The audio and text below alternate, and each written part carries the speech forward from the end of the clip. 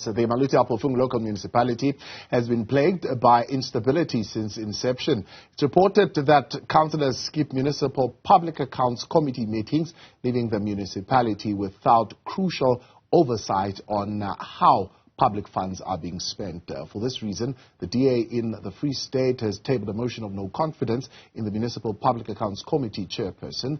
Moshe Lefuma, the DA councillor in Maluti-A-Phofung and part of the MPAC committee, joins us now to help us understand. Moshe, good to have you, and thank you very much once again for your time. So since this term of this particular council, how many meetings have you had as the MPAC? Good evening, Thabo, and thank you for having me, and good evening to the listeners.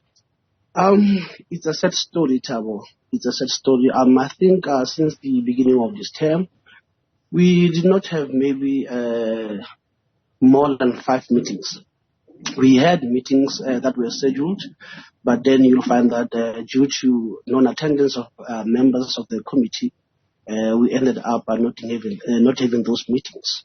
Yeah, I mean, as far as the Municipal Structures Act, it allows for non-attendance of councillors or members maybe once or twice, and thereafter there needs to really be consequences if that is something that goes on for prolonged periods. What has been done? You see, what we are facing in the committee is a lack of leadership, Thabo. The standing rules and orders of the municipality provides a clause that deals with non-attendance of members. But because we have poor leadership at the helm of the committee, nothing is happening to those members.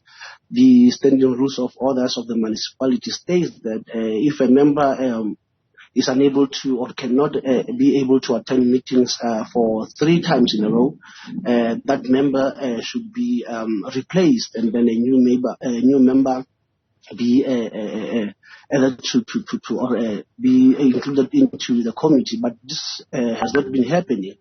So the chairperson lacks leadership. Hence, you find that the committee is in this array. I'm speaking to you now. The committee is non-functional. Nothing is happening in the committee. So the standing rules of orders that were being provided for as the council are not being utilized. So by saying the committee is dysfunctional, I mean, put us in the picture. What's the amount of work that you needed to have covered by this point that you have not covered, and what's the backlog looking like? What I can say to you, Tau, is that the committee has more than 12 reports that needs to be dealt with, but none of those reports have never been dealt with. We are standing at close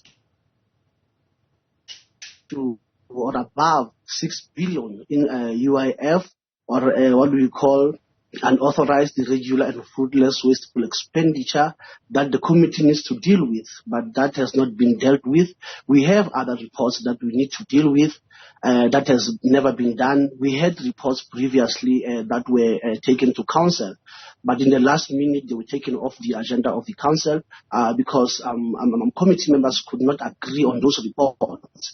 Yeah. So the lack of leadership plays a major role in this dysfunctional of this committee. You find that sometimes even the chairperson doesn't attend these meetings.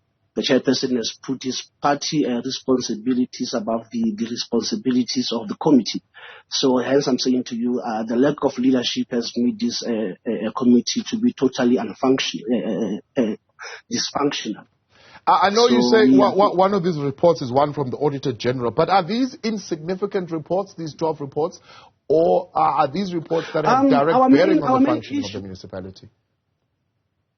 Yes, they do. Yes, they do, Thabo. Our main core, our core function of this committee is that we need to investigate or interrogate these reports as they come from the Auditor General. So each year the Auditor General will release a report to the municipality, and that report will be needs to be interrogated. But that does not happen. That does not happen at all. This puts a municipality in a bad name because you find that this report, other reports that will state if the municipality receive whether a qualified or unqualified or disclaimer audit. So if we are not paying attention to this report, that's where we find the municipality has for years been getting a disclaimer outcome from the Auditor General, because nothing is happening from the municipality side. This committee doesn't function. This committee doesn't interrogate these reports. So it really has a major implication on the running of the municipality. Yeah, I want to stick with those reports a little bit more. I mean, how, for example, will these reports impact on critical things like provision of water, supply of electricity? All right. So what happens is that we are in a municipality that is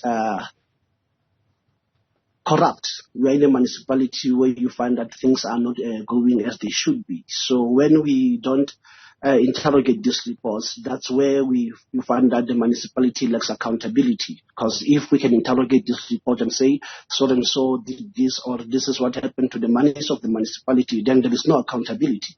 So that's where you find that people just do as they please because they know that there'll never be something happening to them. So if we are not interrogating this report, it means that the municipality just function as they please. The people at the helm of the municipality just do as they wish because they know that there won't be accountability coming from the MPAC committee. Our issue is to see that the public funds or the public monies are utilized in a correct manner, that the public monies are being used for what they're supposed to be used for. And then people should be held accountable for that. So when you see the committee such as the MPAC doesn't function, then it simply means that no one will be held accountable. Nothing will happen to them. It means that if people are not being held accountable, then the municipality becomes dysfunctional. You know, at some point in November last year, the challenges of Maluti-A-Phofung were even brought to the highest office. I think the office of the Deputy President was made aware of these challenges. Free State Province itself has got a new leader there in Dugwana who has promised certainly to deal with corruption and sweep clean. Have you raised these issues with COCTA? Have you raised these issues with other provinces and alerted them of these challenges? So what we did as a Democratic Alliance, I remember it was sometime last year, I think it was around June or July. We wrote a letter to the chairperson of this committee informing him, trying to make him aware that this committee is not functioning, and when this committee is not functioning, there are bad implications to the municipality. But the chairperson did nothing to heed our call. We also wrote to the speaker explaining or try to inform him about the running of this committee. But also the speaker did not act. We ended up writing a letter to the provincial SALGAM, informing them about the state of the municipality. We also informed COCTA, the COCTA in the Free State, about the state of the municipality. But it seems as if no one is willing to help. No one is willing to extend a hand to the municipality or to the committee specifically and say, we are willing to assist you. The issues of municipality, of the Maluti-A-Phofung municipalities are well known. I think they have been known even in the national government that Maluti-A-Phofung is dysfunctional. So I don't understand whether this is being done deliberately as it is the modus operandi of the municipality, or it really puzzles me, Thabo, that after having gone through so much length in order to make everyone aware about what the happenings of this committee and the happenings of the municipality, even as I'm speaking to you now, nothing has been done, or nothing no hand has been extended to the municipality, in order to assist the municipality to move forward, to assist the municipality to get rid of this rampant corruption that is happening within the municipality. Yeah. So my understanding is that there's a multi-party kind of coalition or alliance or arrangement there currently that is leading that municipality.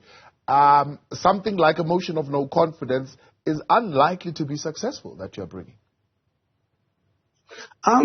We are hoping, Thabo, that people will vote with their conscience. That's how we put it. We are hoping that people will do the right thing. Thabo, the story of Maluti-A-Phofung is sad. The story of Maluti-A-Phofung is really, really sad and has affected the residents of Maluti-A-Phofung in a negative manner. So we need to do everything that is in our powers as council. We need to do everything that we can do in order to make the lives of the residents of Maluti-A-Phofung a bit easier. You know, we cannot just